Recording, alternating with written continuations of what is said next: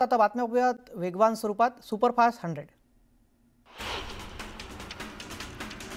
राज्य निवडणूक आयोगाची आज संध्याकाळी 4 वाजता पत्रकार परिषद होणार आहे। स्थानिक स्वराज्य संस्थांच्या निवडणुकांची घोषणा होण्याची शक्यता आहे।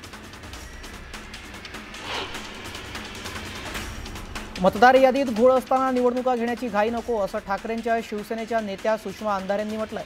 तर निवडणूक आयोगाच्या पत्रकार परिषदेनंतर भूमिका स्पष्ट करणार असल्याचंही त्या म्हणाल्या।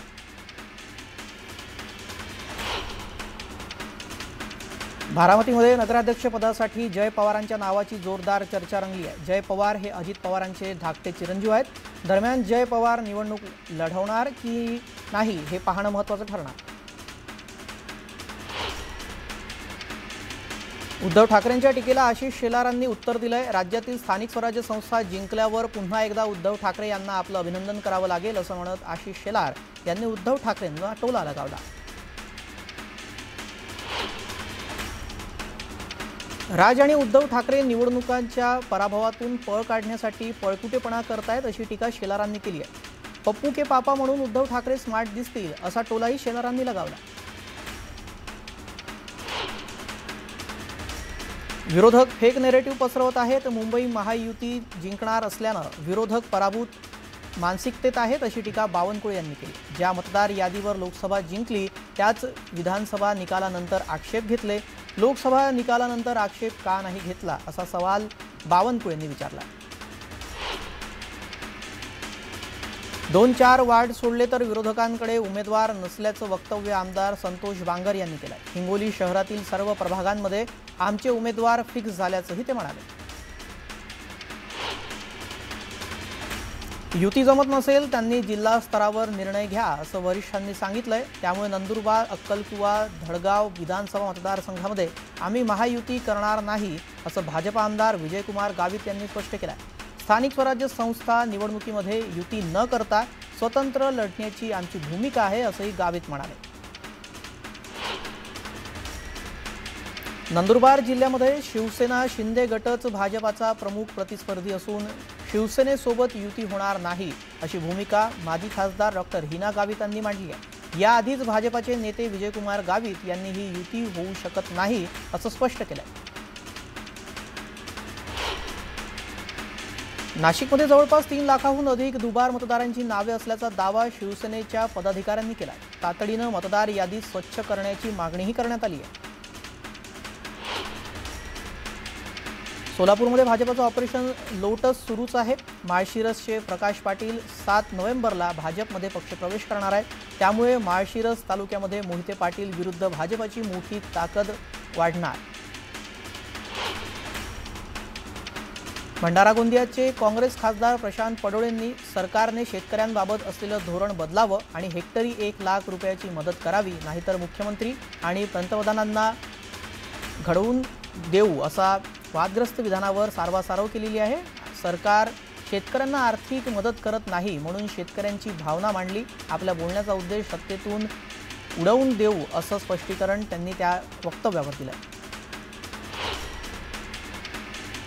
महायुतीतील समन्वय समितीच्या सदस्यांची आज संध्याकाळी महत्त्वाची बैठक होणार आहे। बैठकीमध्ये पालिका निवडणुकीच्या तोंडावर चर्चा होणार असल्याची माहिती सूत्रांनी दिली आहे। तर तिन्ही पक्षात समन्वय राहण्यासंदर्भात चर्चेची शक्यता आहे। माजी खासदार आणि भाजपा नेत्या नवनीत राणा यांना लोकसभा निवडणुकीदरम्यान पायाला झालेल्या फ्रॅक्चरनंतर आता पुन्हा पायात एक लहान गाठ झाल्यानं उपचारासाठी नागपूर येथील रुग्णालयात दाखल करण्यात आलंय। राणांच्या पायावर शस्त्रक्रिया करण्यात आली असून डॉक्टरांनी 20 दिवस विश्रांती घेण्याचा सल्ला दिलाय। छत्रपती संभाजीनगरच्या गंगापूर, पैठण आणि फुलंब्री या 3 विधानसभा मतदारसंघातील सुमारे 60,000 दुबार नावं असल्याची तक्रार प्रशासनाकडे आली आहे। तक्रारींच्या अनुषंगाने तालुकानिहाय पडताळणीचं काम सुरू असल्याचा दावा जिल्हा निवडणूक विभागाने केला। स्थानिक स्वराज्य संस्थांच्या निवडणुकांमुळे हिवाळी अधिवेशन मुंबईत होण्याच्या चर्चांना महसूल मंत्री चंद्रशेखर बावनकुळे यांनी पूर्णविराम दिलाय। अधिवेशनाची तयारी सुरू असल्याचं त्यांनी स्पष्ट केलं। निवडणुकांसाठीची मतदार यादी जाहीर झाल्यानंतर त्या संबंधित मुद्द्यांप्रकरणी न्यायालय हस्तक्षेप करू शकत नाही असं संस्कृतदर्शिनी मत हे उच्च न्यायालयाने व्यक्त केलं। स्थानिक स्वराज्य संस्थांच्या निवडणुकांशी संबंधित याचिका तातडीने निकाली काढा असे आदेश सर्वोच्च न्यायालयाने दिले होते। याच पार्श्वभूमीवर उच्च न्यायालयाच्या विविध खंडपीठांमध्ये दाखल असलेल्या याचिकांवर एकत्रित सुनावणी घेण्याची मागणी मुख्य न्यायमूर्ती श्री चंद्रशेखर आणि न्यायमूर्ती गौतम अखंड यांच्या खंडपीठापुढे करण्यात आली आहे। भंडाऱ्यात वंचित बहुजन आघाडी स्थानिक स्वराज्य संस्थांची निवडणुकांसाठी तयारी सुरू करण्यात आली आहे। स्वबळावर लढणार असल्याचं भोंडेंनी म्हटलं।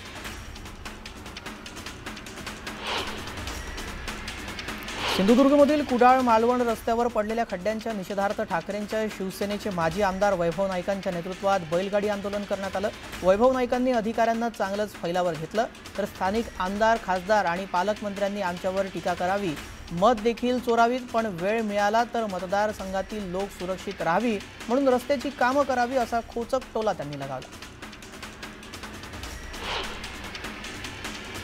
गोरगरिबांना मोफत उपचार मिळणार असल्याची घोषणा मुख्यमंत्री फडणवीसांनी केली आहे। महात्मा फुले आरोग्य योजनेत 2300 आजारांचा समावेश करण्यात आल्याची माहितीही यावेळी फडणवीसांनी दिली आहे। महिला वर्ल्ड कप विजेत्या भारतीय संघाचा राज्य सरकारकडून सत्कार करण्यात येणार आहे। रोख पारितोषिक आणि सन्मान देऊन सत्कार केला जाणार। राज्य सरकार यासाठी सन्मान सोहळा आयोजित करणार आहे। आज झालेल्या राज्य मंत्रिमंडळ बैठकीत हा महत्त्वपूर्ण निर्णय घेण्यात आला। रोहित आर्याने ज्या कारणासाठी मुलांना ओलीस ठेवलं होतं त्या केसमध्ये ठोस आश्वासन देण्याचे अधिकार आपल्याला नव्हते। नुसतं बोलण्यासाठी आपल्याला आग्रह केला असता तर आपण विचार केला असता असं दीपक केसरकर म्हणाले। आपली अवश्य चौकशी करावी, आपलं म्हणणं आपण मांडणार असल्याचंही केसरकर म्हणाले। रोहित आर्याच्या व्यथा समजून घ्यायला पाहिजे होत्या, त्याचा मोबदला दिला पाहिजे होता अशी प्रतिक्रिया अंबादास दानवे यांनी दिली आहे। या प्रकरणी दीपक केसरकरांसह अधिकाऱ्यांची चौकशी झाली पाहिजे अशी मागणी अंबादास दानवे यांनी केली। पोलीस कारवाईत मृत्युमुखी पडलेल्या रोहित आर्या प्रकरणामध्ये महाराष्ट्र राज्य मानवाधिकार आयोगाने चौकशीचे निर्देश दिले आहेत। आयोगाने या घटनेचा सखोल तपास करण्यासाठी विशेष तपास पथकाची नियुक्ती केली आहे। 8 आठवड्यांमध्ये अहवाल सादर करण्याचे निर्देशही देण्यात आले। गुन्हे शाखेने पवई ओलीस नाट्य प्रकरणामध्ये रोहित आर्याचा एन्काउंटर करणारे सहाय्यक पोलीस निरीक्षक अमोल वाघमारे, जितेंद्र सोनावणे आणि स्टुडिओ मालक मनीष अग्रवाल यांचा जबाब नोंदवला आहे। घटनेदरम्यान रोहित आर्याला समजावणारे अधिकारी, स्टुडिओला भेट दिलेल्या कलाकारांसह तत्कालीन शिक्षण मंत्री दीपक केसरकर यांची चौकशी करून जबाब नोंदवण्यात येणार आहे। सगळ्यांचा मास्टरमाइंड मी असेल तर पुरावे द्यावेत। फलटण प्रकरणाचा तपास नीट पद्धतीने करण्याची मागणी त्यांनी केली आहे। फलटण प्रकरणाच्या आरोपांवरून रामराजे निंबाळकर यांनी ही प्रतिक्रिया दिली आहे। सिंधुदुर्गात अवकाळी पावसामुळे भात उत्पादक शेतकऱ्यांचं मोठं नुकसान झालं आहे। सकाळपासून दुपारपर्यंत ऊन पडत असून संध्याकाळी पाऊस पडत असल्याने भात पीक वाचवण्यासाठी शेतकऱ्यांची धडपड सुरू आहे। भंडाऱ्यातील चिकना, तावशी, जैतपूर आणि कोदामेडी या परिसरामध्ये बिबट्याच्या हालचालीमुळे नागरिकांमध्ये दहशतीचं वातावरण पसरलंय। परिसरातील एका सीसीटीव्हीमध्ये बिबट्याचा वावर कैद झालाय। वन्यजीव विभागानं या नागरिकांना सावधगिरी बाळगण्याचं आवाहन केलंय। शिरूर तालुक्यातील पिंपरखेड आणि येथे बिबट्याच्या हल्ल्यामध्ये ठार झालेल्या रोहन विलास बोंबे या 13 वर्षाच्या मुलावर अंत्यसंस्कार करण्यात आले। तब्बल 42 तासांनी या चिमुकल्यावर पोलीस बंदोबस्तात अंत्यसंस्कार करण्यात आले। पुण्याच्या शिरूर तालुक्यातील जेरबंद करण्यात आलेल्या बिबट्याला जागीच ठार करा अशी मागणी संतप्त ग्रामस्थांनी केली आहे। दरम्यान काही काळ गोंधळाची परिस्थिती निर्माण झाली होती। शिरूर तालुक्यातील पिंपरखेड येथे वनविभागाने लावलेल्या पिंजऱ्यामध्ये बिबट्या जेरबंद करण्यात आला आहे। बिबट्याला जेरबंद केलेल्या ठिकाणी मोठ्या संख्येने नागरिकांची गर्दी झाली होती। दरम्यान परिस्थिती तणावपूर्ण असल्याची माहिती आहे। बिबट्याबाबत केंद्र सरकारसोबत चर्चा करणार असल्याची माहिती मुख्यमंत्री देवेंद्र फडणवीस यांनी दिली आहे। तर बिबट्याला रेस्क्यू सेंटरमध्ये ठेवण्याची परवानगी मागणार असल्याचंही देवेंद्र फडणवीस म्हणाले। मंचरमध्ये एका बिबट्याला जेरबंद करण्यात वनविभागाला मोठं यश आलं आहे। वनविभागाकडून बिबट्याला जेरबंद करण्यासाठी 11 पिंजरे लावण्यात आले होते। दरम्यान हल्ला करणारा नरभक्षक बिबट्या हाच आहे का याबाबत अस्पष्टता आहे। बीडच्या पालवण ते लिंबागणेश मार्गावर नागरिकांनी आंदोलन केलंय। 13 कोटी खर्चून बांधलेल्या रस्त्याची दुरावस्था झाली आहे। तातडीने रस्ता दुरुस्त करण्याची मागणी यावेळी ग्रामस्थांनी केली। पुणे रेल्वे स्थानकासमोरील अतिक्रमणावर कारवाई करण्यात आली आहे। यामुळे वाहतूक सुरळीत होण्यास मदत होणार।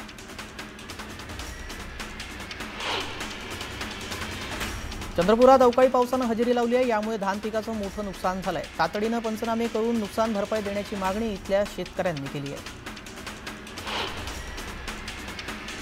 जळगाव शहरामध्ये सिंधी समाजाने पोलीस अधीक्षक कार्यालयाबाहेर आंदोलन केलंय। झुलेलालांबाबत आक्षेपार्ह विधानाचा निषेध करण्यात आलाय। अमित बघेल यांच्यावर कारवाई करण्याची मागणीही करण्यात आली। अहिल्यानगरमधील शेवगावात वकील रवींद्र सकट यांच्यावर झालेल्या प्राणघातक हल्ल्याच्या निषेधार्थ नंदुरबार वकील संघाच्या वतीने निषेध आंदोलन करण्यात आलं। वकील संरक्षण कायदा लागू करावा अशी मागणी वकील संघाच्या वतीने करण्यात आली आहे। तर संरक्षण कायदा लागू न झाल्यास जिल्हाधिकाऱ्यांनी शस्त्र बाळगण्याची परवानगी द्यावी अशी मागणी वकील संघाच्या अध्यक्षांनी केली। धुळ्यात सिंधी समाजाने आंदोलन केलंय। जोहर पार्टीचे अध्यक्ष अमित बघेल यांनी केलेल्या आक्षेपार्ह वक्तव्याच्या निषेधार्थ हे आंदोलन करण्यात आलं। यावेळी त्यांच्यावर कठोर कारवाई करण्यात यावी अशी मागणीही करण्यात आली आहे। लोटे औद्योगिक वसाहतीतील 4 पेक्षा अधिक कारखान्यांवर प्रदूषणाच्या प्रकरणी खेड पोलीस ठाण्यात गुन्हा दाखल झाल्यानंतर आता या प्रकरणामध्ये कठोर कारवाई होणार असल्याचे संकेत मिळाले आहेत। नदी आणि परिसर प्रदूषित करणाऱ्या उद्योगांना वाचवलं जाणार नाही। दोषींवर निश्चित कठोर कारवाई केली जाईल असं योगेश कदम म्हणाले। लोणावळा शहरामध्ये गेल्या काही महिन्यांपासून वारंवार खंडित होणाऱ्या वीज पुरवठ्याविषयी नागरिकांच्या तक्रारींना अखेर महावितरणने गांभीर्याने घेत ठोस पावलं उचलली आहेत। महावितरण अधिकाऱ्यांनी सकारात्मक भूमिका घेत लोणावळा शहरात वीज पुरवठा सुरळीत आणि अखंडित ठेवण्यासाठी 6 प्रमुख उपाययोजना जाहीर केल्या आहेत। चंद्रपूर कॅन्सर हॉस्पिटलचे लोकार्पण 22 डिसेंबरला होणार आहे। मोहन भागवत यांच्या हस्ते हॉस्पिटलचं लोकार्पण होणार। दरम्यान मुख्यमंत्री देवेंद्र फडणवीसही यावेळी उपस्थित असतील। नांदगावच्या मुख्य बाजारपेठेत 2 वळूंनी हैदोस घातलाय। भीतीमुळे नागरिकांची तारांबळ उडाली। सुदैवाने यात कुणीही जखमी झालं नाही। दरम्यान मोकाट जनावरांचा बंदोबस्त करण्याची मागणी यावेळी नागरिकांनी केली आहे। वाशिम जिल्ह्यातील वनोजा परिसरामध्ये कोल्ह्याने 9 ते 10 जनावरांवर हल्ला केला। यामुळे वनोजा परिसरात भीती पसरली असून कोल्ह्याचा बंदोबस्त करण्याची मागणी इथल्या गावकऱ्यांनी केली आहे।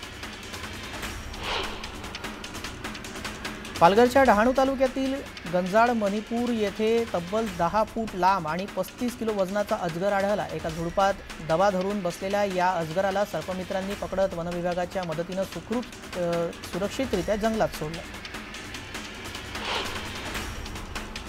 जळगावच्या 40गाव तालुक्यामध्ये यंदा पावसाने अक्षरशः धुमाकूळ घातलाय। यंदा जून ते ऑक्टोबर दरम्यान तब्बल 859 मिलीमीटर पावसाची नोंद झाली असून सरासरीपेक्षा 222 मिलीमीटर अधिक पाऊस झालेला आहे। पावसाळा संपून महिना उलटला तरी ढगाळ वातावरण कायम आहे। त्यामुळे शेतकरी वर्ग चिंतेत आहे।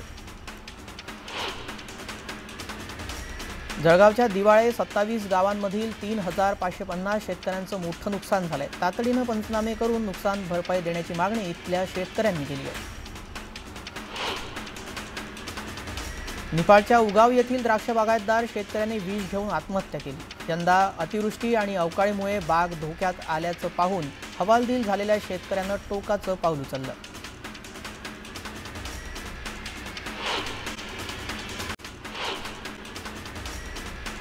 सिन्नरच्या खेडलेजुंगेमध्ये जमिनीच्या वादातून भाच्याने कारखाली चिरडून मामा भाच्याची हत्या केलेली आहे।